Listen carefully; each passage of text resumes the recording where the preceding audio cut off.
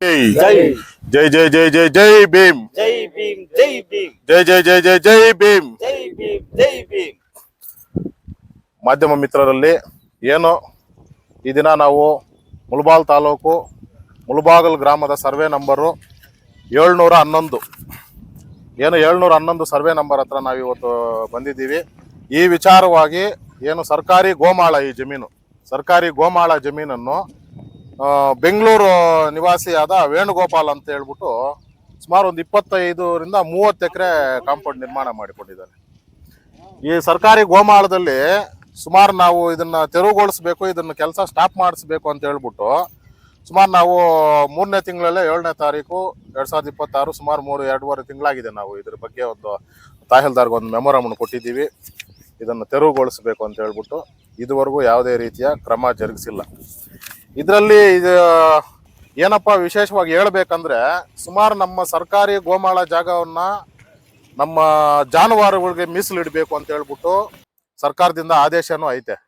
But ನಮ್ಮ ಶಾಸಕರು ಸಮೃದ್ಧಿ ಮಂಜಣ್ಣನವರು ಕೂಡ ಸುಮಾರು ಬಾರಿ ಹೇಳ್ತಾನೆ ಇದ್ದಾರೆ, ಏನು ಸುಮಾರು ಬಡ ಕುಟುಂಬಗಳಿಗೆ ನಿವೇಶನಗಳಿಗೆ ಜಾಗ ಹುಡುಕ್ತಾ ಇದ್ದೀವಿ, ಜಾಗವನ್ನು ಕೊಡ್ತೀವಿ, ಕೆಲವೇ ದಿನಗಳಲ್ಲಿ ಕೊಡ್ತೀವಿ ಅಂತ ಹೇಳ್ತಾ ಇದ್ದಾರೆ.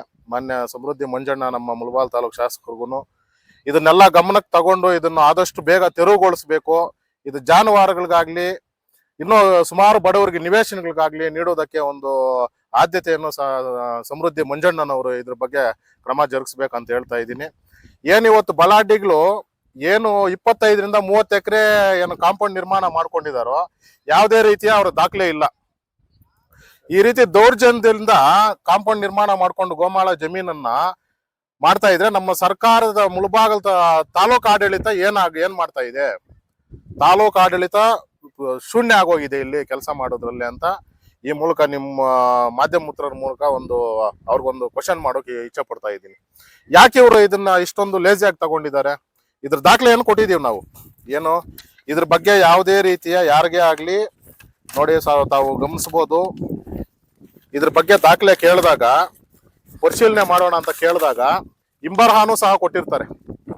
ತಾವು ಗಮನಿಸಬಹುದು, ಇಂಬರಹಾನು ಕೊಟ್ಟಿರ್ತಾರೆ. ಒಂದ್ಸಲ ಅಲ್ಲ, ಸರ್ವೆ ನಂಬರ್ಗಳು ಹಾಕಿ ಏನ್ ಪಿ ನಂಬರ್ ಇದಾವೋ ಅವೆಲ್ಲಾನು ಹಾಕಿ ತಗೊಂಡಿದೀವಿ. ಪೂರಾ ಇದು ಒಂದೇ 711ರಲ್ಲಿ ಏನಿದೆ ದಾಖಲೆಗಳು ಅಂತ ಫೈಲ್ ಕೇಳಿದ್ದಕ್ಕೆ ಎರಡದ್ದು ನಾವು ಇಂಬರಹ ತಗೊಂಡಿದ್ದೀವಿ. ಈ ರೀತಿಯಾಗಿ ತಾಲೂಕು ಆಡಳಿತ, ಮಾನ್ಯ ದಂಡಾಧಿಕಾರಿಗಳು ಇದ್ರ ಬಗ್ಗೆ ಆದಷ್ಟು ಬೇಗ ಕ್ರಮ ವಹಿಸಬೇಕು. ಇದ್ರ ಬಗ್ಗೆ ಕ್ರಮ ವಹಿಸಿ ಇದನ್ನು ತೆರವುಗೊಳಿಸಿಲ್ಲ ಅಂದ್ರೆ ಮುಂದಿನ ದಿನಗಳಲ್ಲಿ ಉಗ್ರವಾದ ಹೋರಾಟವನ್ನು ಹಮ್ಮಿಕೊಂತೀವಿ. ಇದೇ ಜಾಗದಲ್ಲಾದ್ರೂ ಹಮ್ಮಿಕೊಂತೀವಿ, ತಾಲೂಕು ದಂಡಾಧಿಕಾರಿಗಳ ಕಚೇರಿ ಮುಂದೆ ಆದ್ರೂ ನಾವು ಉಗ್ರವಾದ ಹೋರಾಟ ಹಮ್ಮಿಕೊಂತೀವಿ. ಇದ್ರ ಬಗ್ಗೆ ನಮ್ಮ ಸಂಘಟಕರು ಸುಮಾರು ಕಡೆ ಇದನ್ನ ನಾವೊಂದು ಅರ್ಜಿಯನ್ನು ಕೊಟ್ಟಿದ್ದ ನಂತರ ಕೆಲವರು ಬಂದು ಮಾತುಕತೆಗಳು ನಡೆಸಿದ್ದಾರೆ. ಏನಂತ ಹೇಳ್ತಾರಂದ್ರೆ, ನಾವು ಅವ್ರು ಕೊಟ್ಟಿರೋದನ್ನ ಒಂದು ಯಾವ್ದೋ ಕಸದ ಬುಟ್ಟಿಗೆ ಹಾಕೋದು ನಮ್ಗೆ ಗೊತ್ತು, ತಾಲೂಕ್ ಆಫೀಸಲ್ಲಿ ಕಸದ ಬುಟ್ಟಿಗೆ ಹಾಕೋದು ಗೊತ್ತು ಅಂದ್ರೆ ತಾಲೂಕು ಆಡಳಿತ ಇಷ್ಟೊಂದು ಶೂನ್ಯ ಪ್ರಮಾಣಕ್ಕೆ ಇಳಿಕೆ ಆಗಿದೆಯಾ ಅಂದ್ರೆ ಅಧಿಕಾರಿಗಳಿಗೆ ಒಂದು ಬೆಲೆ ಅನ್ನೋದೇ ಇಲ್ವಾ? ಯಾವುದೇ ಒಂದು ಅರ್ಜಿಯನ್ನ ನಾವು ಕೊಟ್ಟಾಗ ಅದನ್ನ ಕಸದ ಬುಟ್ಟಿಗೆ ಹಾಕ್ತೀವಿ ಅನ್ನೋ ಲೆವೆಲ್ಗೆ ಬೆಳೆದಿದೆ ಅಂದ್ರೆ, ಜನಗಳಲ್ಲಿ ಬಾಯಲ್ಲಿ ಬರ್ತಾ ಇದೆ ಅಂದ್ರೆ, ಏನೋ ಇದರ ಒಂದು ಮಧ್ಯವರ್ತಿಗಳು ಏನಿದಾರೋ, ಈ ವೇಣುಗೋಪಾಲ್ ಅವ್ರಿಗೆ ಮಧ್ಯವರ್ತಿಗಳು ಏನಿದಾರೋ ಅವ್ರ ಬಾಯಲ್ಲಿ ಬಂದಿರುವಂತಹ ಮಾತುಗಳು, ಕಸದ ಬುಟ್ಟಿಗೆ ಹಾಕೋದು ನಮ್ಗೆ ಗೊತ್ತು, ಯಾರ್ಯಾರು ಕೊಡ್ತಾರೋ ಕೊಡ್ಲಿ ಬಿಡಿ ಅಂದು. ಏನ್ ಇವ್ರು ತಾಲೂಕು ಅಧಿಕಾರಿಗಳನ್ನಾಗ್ಲಿ ತಾಲೂಕು ಆಡಳಿತನ ಕೊಂಡ್ಕೊಂಡ್ಬಿಟ್ಟಿದಾರ ಇವ್ರ ದುಡ್ಡಿನ ಪ್ರಭಾವ ಇದ್ರೆ ಏನ್ ಬೇಕಾದ್ರೂ ಮಾಡ್ಬೇಕು ಅನ್ನೋ ಒಂದು ಊಹಾಪೋಹಕ್ಕೆ ಹೊರಟೋಗಿದ್ದಾರೆ. ಇದ್ರ ಬಗ್ಗೆ ಮುಂದಿನ ದಿನಗಳಲ್ಲಿ ತಾಲೂಕು ದಂಡಾಧಿಕಾರಿಗಳು ಕ್ರಮ ವಹಿಸಿಲ್ಲ ಅಂದ್ರೆ ಮುಂದಿನ ದಿನಗಳಲ್ಲಿ ಉಗ್ರವಾದ ಹೋರಾಟವನ್ನು ನಂಬ್ಕೊಂಡು ಮಾನ್ಯ ಜಿಲ್ಲಾಧಿಕಾರಿಗಳು ಬಂದು ಇದಕ್ಕೆ ನ್ಯಾಯ ಒದಗಿಸುವವರೆಗೂ ನಾವು ಯಾವುದೇ ಕಾರಣಕ್ಕೂ ನಾವು ಹೋರಾಟವನ್ನ ಹಿಂಪಡೆಯಲ್ಲ ಅನ್ನೋದು ಈ ಮೂಲಕ ನಿಮ್ಮ ಮಾಧ್ಯಮದ ಮೂಲಕ ತಿಳಿಸ್ತಾ ಇದ್ದೀನಿ. ಜೈ ಭೀಮ್, ಜೈ ಹಿಂದ್. ಯುವ ಶಕ್ತಿ ಏನು ಈ ಹೋರಾಟದ ಹಿನ್ನೆಲೆ ಏನು ಅಂತ ಈಗಾಗಲೇ ನಮ್ಮ ಆತ್ಮೀಯರು ರವಿ ಅವರು ತಿಳಿಸಿದ್ದಾರೆ. ಏನು ವಿಚಾರ ಏನಂದ್ರೆ, ಸರ್ವೆ ನಂಬರು 711 ರಲ್ಲಿ ಗೋಮಾಳ ಜಮೀನಿತ್ತು, ಅದನ್ನ ಒತ್ತುವರಿ ಮಾಡ್ಬೇಕಂತ ಒತ್ತಾಯಿಸ್ತಾ ಇದ್ರಿ ಸಂಘಟನೆಯಿಂದ.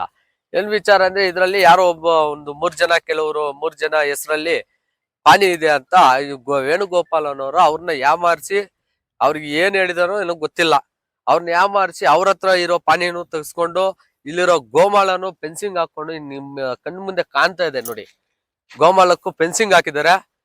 ಇದನ್ನ ದಯವಿಟ್ಟು ಅವ್ರದ್ದು ಏನಾದ್ರೂ ಇದ್ರೆ ಅವರ ಜಾಗವನ್ನು ಗುರುತಿಸಿ ಮಿಕ್ಕಿದ ಗೋಮಾಳವನ್ನ ಸರ್ಕಾರದ ವಶಕ್ಕೆ ಹಿಂಪಡಿಬೇಕಾಗಿ ನಾವು ನಮ್ಮ ಮಹಾನಾಯಕ ಯುವಶಕ್ತಿ ಸಂಘಟನೆಯಿಂದ ಒತ್ತಾಯಿಸ್ತಾ ಇದೀರಿ. ಇದೇನಾದ್ರೂ ಕಠಿಣ ಕ್ರಮ ತಗೊಂಡಿಲ್ಲ ಅಂದ್ರೆ ಮುಂದಿನ ದಿನಗಳಲ್ಲಿ ಈ ಸ್ಥಳದಲ್ಲೇ ನಾವು ಧರಣಿ ಸತ್ಯಾಗ್ರಹ ಕೂತ್ಕೊಳಕ್ಕೆ ನಾವು ಮುಂದೆ ಹೋಗ್ತೀರಾ ಅಂತ ಈ ಮೂಲಕ ನಿಮ್ಗೆ ತಾಲೂಕು ಆಡಳಿತಕ್ಕೆ ಎಚ್ಚರಿಕೆ ಕೊಡ್ತಾ ಇದೀರಿ. ದಯವಿಟ್ಟು ಇದ್ರ ಬಗ್ಗೆ ಆದಷ್ಟು ಬೇಗ ಈ ಸರ್ಕಾರಿ ಜಮೀನನ್ನು ತೆರವು ಮಾಡಿ ಅಂತ ಒತ್ತಾಯಿಸ್ತಾ ಇದ್ದೀನಿ. ಜೈ ಭೀಮ್.